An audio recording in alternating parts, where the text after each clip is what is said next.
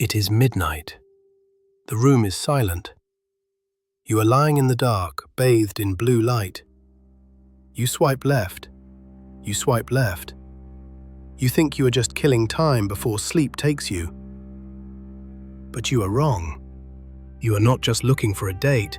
You are unwittingly participating in the largest biological mass extinction event since the last ice age.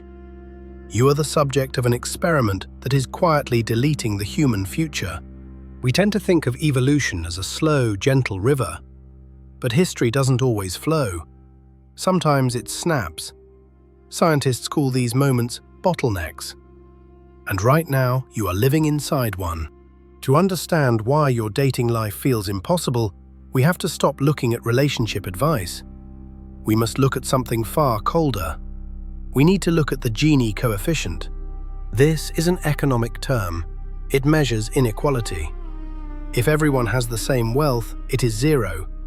If one king owns everything, it is 1. The United States income inequality is considered high. But the Tinder economy?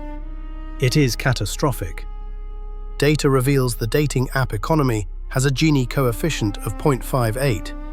That is more unequal than 95% of the world's national economies. It is a financial collapse of the heart. Here is the brutal math. The bottom 80% of men are competing for the bottom 22% of women. The market has collapsed into a winner-take-all aristocracy. The middle class of romance is dead. In a village, you only had to be the best option on your street. In the app, you are competing with every human within 100 miles. The average man has effectively become invisible to the female eye. This has happened before. 7,000 years ago, during the Neolithic period, human genetic diversity crashed. It was a time of silence in the male bloodline, a silence we are hearing again. The fossil record shows that for a period of 2,000 years, there was only one reproducing male for every 17 females. 1 for 17. The question is, what killed the other 16? It wasn't a plague. It was a structure. Powerful clans hoarded all the reproductive access. They didn't just defeat their rivals, they deleted their lineages from the future. They pruned the human tree. We thought we left that brutal world behind, but the algorithm has brought it back. The swipe left is the modern, bloodless equivalent of that Neolithic clan warfare. The app doesn't kill you, it just ensures your code doesn't continue. It is a soft eugenics program disguised as a game. But the most terrifying part isn't the malice, it's the mechanism. It's not because people are cruel, it's because the human brain breaks when you give it infinity. Psychologists call this the paradox of choice. When options are endless, satisfaction hits 0. When you have 5 options, you choose the best one. When you have 5,000 options, you don't choose any. You freeze. You assume there must be something better just one swipe away. To manage this overload, the brain stops looking for human connection and starts filtering for data. Height, jawline, photo quality. We switch from connection to inspection. In real life, attraction is dynamic. It is a smell, a joke, a pause in conversation. It is chemistry. It is a living, breathing thing that moves in 3 dimensions. But an app flattens a human soul into a 2-dimensional JPEG, and you cannot feel chemistry with a JPEG. You can only judge its aesthetic value. You are judging a book by a thumbnail. We are pinning human beings under glass like dead butterflies. If you are charismatic, funny, and kind, but unphotogenic, the algorithm marks you as genetic waste. The results are already here. Since 2012, the year Tinder launched, sexual frequency among men under 30 has collapsed. It is a sex recession unlike anything in modern history. We are seeing a massive spike in assortative mating. The genetic elite are only matching with the genetic elite. The ladder has been pulled up. The genetic wealth is consolidating. If this trend continues for 4 generations, we aren't just looking at inequality, we are looking at speciation. a biological caste system where the bottom never meets the top. The algorithm is a gardener, and right now it is aggressively pruning the average branches of the human tree to force a hyper-efficient evolution. It is the financialization of love. We have turned courtship into a high-frequency trading market, and in this market, the middle class is being wiped out by the volatility. This creates a rejection mindset. Studies show that for every 10 profiles you view, you become 27% less likely to accept a match. We are addicted to saying no. This is why you feel tired. You feel like you are failing a test. But you aren't failing. You are just a biological organism trapped in a digital factory that you cannot understand. This factory demands a level of visual perfection that biology never intended to support. We are not designed to be judged by 5,000 people a day.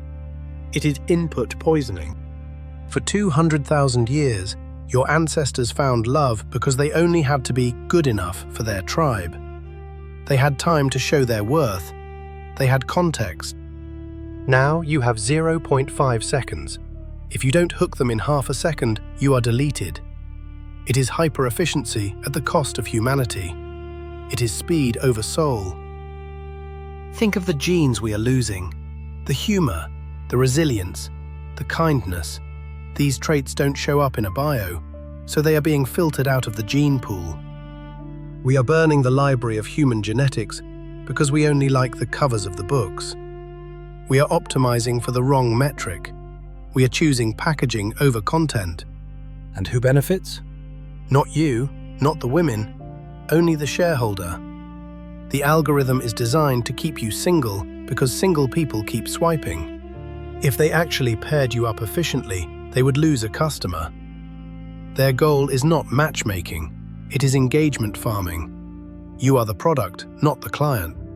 So where does this end? Are we doomed to a genetic bottleneck?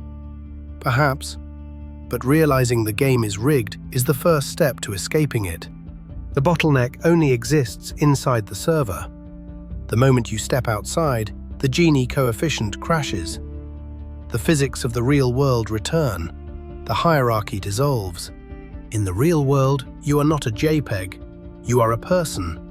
And serendipity, random, inefficient, messy luck, is the only thing that can break the algorithm. Biology loves variety. Nature hates efficiency.